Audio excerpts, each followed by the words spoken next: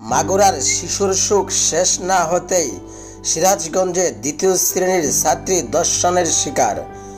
মাগুরায় ধর্ষণের শিকার ৮ বছরের শিশুর মৃত্যুর শোকে যখন পুরো দেশ শোকাহত, ঠিক সেই সময় সিরাজগঞ্জের রায়গঞ্জে দ্বিতীয় শ্রেণীর এক স্কুল ছাত্রীকে ধর্ষণের অভিযোগ উঠেছে।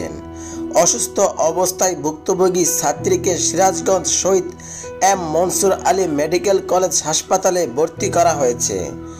এই ঘটনায় পুলিশের অভিযান শুরু হয়েছে। মামলার দায়েরের প্রস্তুতি চলছে।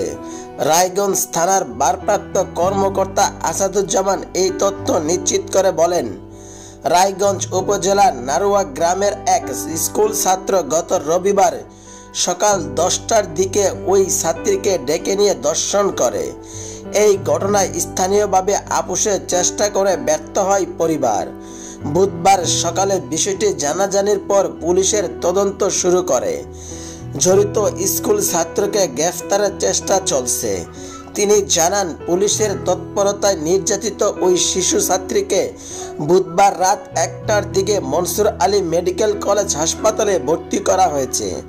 Sirajganj Shahid M Mansur Ali Medical College হাসপাতালের গাইনি বিভাগের চিকিৎসক ডাক্তার উম্মে রোমান লিমা বলেন, প্রাথমিকভাবে ধর্ষণের ধারণা পাওয়া গেছে। বর্তমানে শিশুটির রক্তক্ষরণ বন্ধ আছে। মেডিকেল রিপোর্ট হাতে পাওয়া গেলে বিস্তারিত জানা যাবে।